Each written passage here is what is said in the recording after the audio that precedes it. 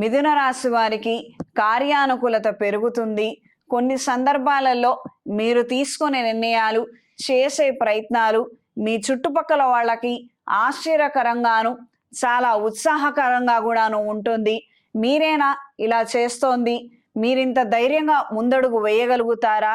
అనే విధంగా మీలో మార్పు ఏర్పడుతుంది.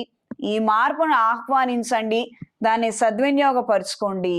కోర్టు వ్యవహారాది తీర్పులో నేరుగా వెళితే పనులు కావట్లేదని మధ్యవర్తుల ద్వారా చేసే ప్రయత్నాలు అనుకూల దిశలో ఉంటాయి.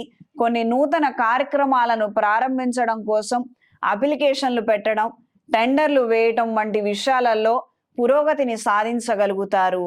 ప్రత్యేకించి మీకున్నటువంటి స్నేహితుల ద్వారా, మీకున్న సోషల్ సర్కిల్ ద్వారా విశేషమైనటువంటి సమాచారాన్ని రప్పించుకొని తెప్పించుకొని కొన్ని చేసే ప్రయత్నాలు, ప్రారంభించే ప్రయత్నాలు అనుకూలమైన మార్పులు పొందగలుగుతాయి.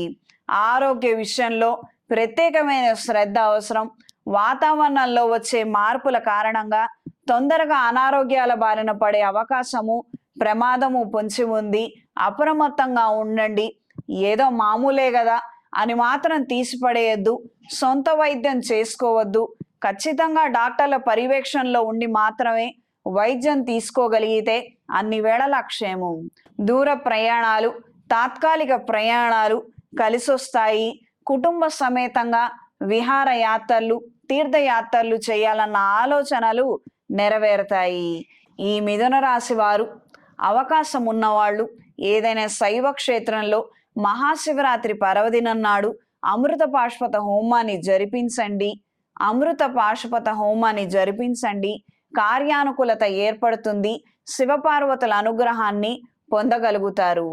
ఇంట్లో, వ్యాపార ప్రదేశాలలో దైవికం పొడితో ధూపం వేయండి. నరదిష్టి తొలగిపోతుంది.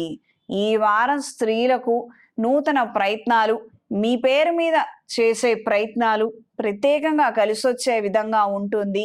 కొత్త లైసెన్సులు, టెండర్లు మీ పేరు మీదుగా ప్రయత్నం చేయగలిగితే అనుకూలమైన మార్పులను పొందగలుగుతారు. ఇప్పటికే మీ పేరు మీద ఉన్నటువంటి సంస్థలకు సంబంధించి లీగల్ ఇష్యూస్, డిస్ప్యూట్స్ ఏమైనా ఉన్నట్లయితే అవి పరిష్కార దిశకు నోచుకునే అవకాశం ఉంది. ఆరోగ్య రీత్యా ఖచ్చితమైన జాగ్రత్తలు అవసరం. ముమ్మాటికి ఈ యొక్క విషయంలో మాత్రం అశ్రద్ధ పనికిరాదు. అప్రమత్తంగా ఉండండి. ఈ వారం మిథున రాశి వారికి కలిసొచ్చే రంగు బ్రౌన్ కలర్, కలిసొచ్చే దిక్కు తూర్పు, కలిసొచ్చే సంఖ్య 2. ప్రతిరోజు లింగాష్టకాన్ని పఠించండి. ఇంట్లో, వ్యాపార ప్రదేశాలలో ఓం నమ శివాయ ఒత్తులతో, అష్టమూలికా తైలంతో దీపారాధన జరిపించండి.